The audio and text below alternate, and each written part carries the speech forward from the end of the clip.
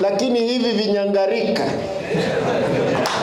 ambavyo vinazunguka hata vinaandika katika mitandao ambapo rais yuko kwamba tumeenda Kisii leo, nimezunguka makanisa mawili matatu, watu wanaelezea story ambazo watu ambao wako karibu kufa. Wewe wacha niwaambie wangwana, kama wewe una bibi, leta bibi yako tumuone. Mimi najua bibi yuko na anajulikana.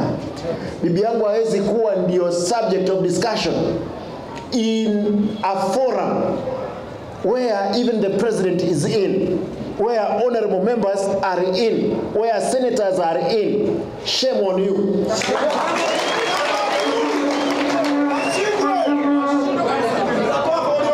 Mimi nataka niseme nyinyi watu wa TV mko hapa, kama ni kifo tulikufa kitambo bwana.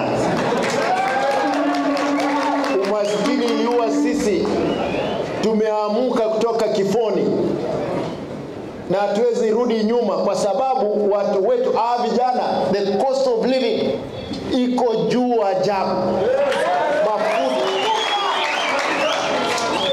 Kwa hivyo tafadhali sisi hatuwezi tishwa.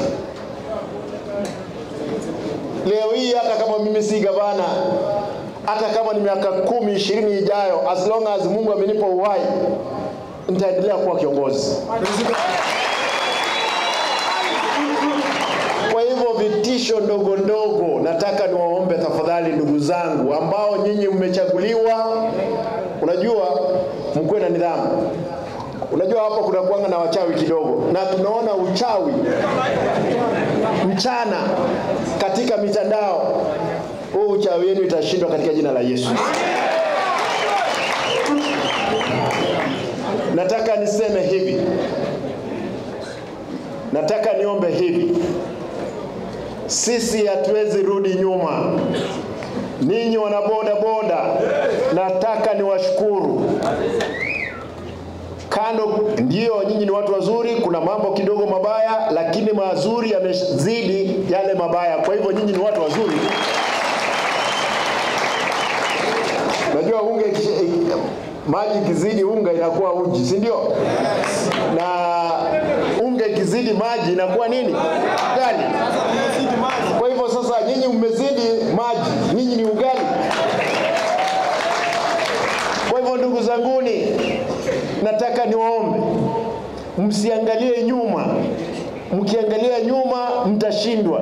Tuangalie mbele. Hiyo ndio naomba. Msiogope mtu yoyote. Msiniogope hata mimi, kwa sababu sisi ni wafanyakazi wenu.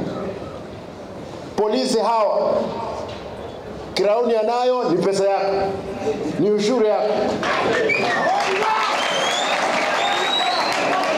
Uniform wanavaa